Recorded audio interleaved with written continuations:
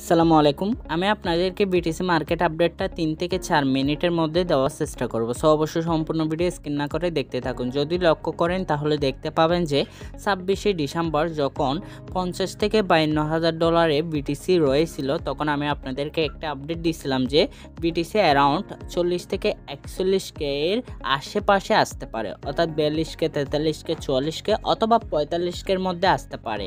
So এটা বলার রিজনটা যদি খুঁজে বের করেন তাহলে দেখতে পাবেন যে এর আগে যে প্যাটার্নটা ক্রিয়েট করছিল এখানে দেখতে পাবেন এর আগে যে প্যাটার্নটা ক্রিয়েট করছিল একইভাবে এখানে কিন্তু একই প্যাটার্ন আমরা দেখতে পাচ্ছি। সো এখানে হচ্ছে আমাদের টার্গেটটা 40 থেকে 41K এর আশেপাশে।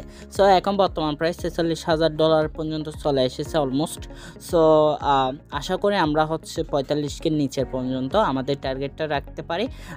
এরপর আমাদের হচ্ছে বিটিসি উইকলি চার্ট অনুযায়ী যদি এখান থেকে আপ হয় কতটুকু পর্যন্ত যেতে পারে এটা নিয়ে বিস্তারিত এখন আপনাদেরকে দেখানোর চেষ্টা করব।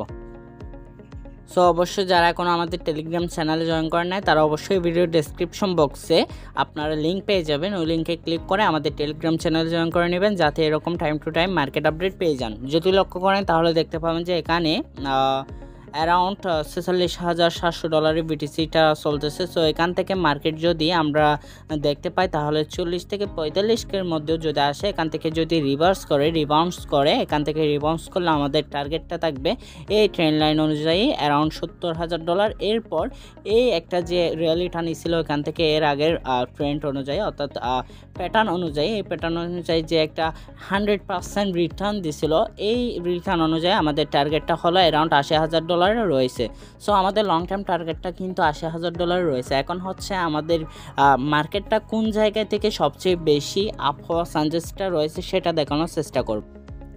আচ্ছা, তার জন্য আমি আপনাদেরকে ওয়ান ডে চার্ট অনুযায়ী নিয়ে আসলাম। ওয়ান ডে চার্টে যদি লক্ষ্য করেন তাহলে দেখতে পাবেন যে অ্যারাউন্ড 46,000 ডলারের একটা ডিমান্ড জোন ক্রিয়েট করছে।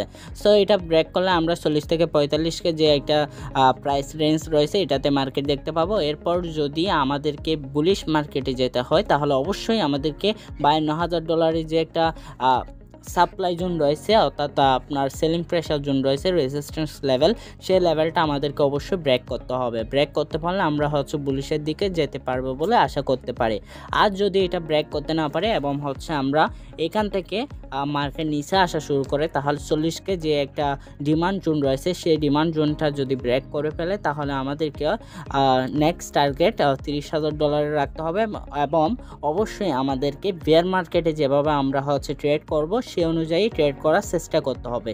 সো আমি হচ্ছে ভিডিও ডেসক্রিপশন বক্সে একটা ভিডিও লিঙ্ক দিয়ে দিব, ওই ভিডিওটা দেখবেন কিভাবে হচ্ছে বেয়ার মার্কেটে আপনারা ট্রেড করবেন, ওই অনুযায়ী ওই স্ট্র্যাটেজি অনুযায়ী আপনারা ট্রেড করার চেষ্টা করবেন। আশা করি আপনারা প্রফিটেবল হবেন।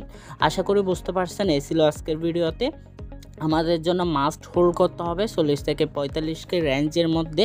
অবশ্যই আমাদেরকে যদি বিটিসি মার্কেট এবং অল মার্কেট সকল মার্কেট যদি বুলিশ রাখতে হয় এখানে হচ্ছে একটা স্টেবিলিটি ক্রিয়েট করার পর 52,000 ডলার যে রেজিস্ট্যান্স লেভেল রয়েছে সেটা ব্রেক করতে হবে। সো ভালো থাকবেন, সুস্থ থাকবেন, দেখা হবে পরবর্তী কোনো ভিডিওতে। আল্লাহ হাফেজ।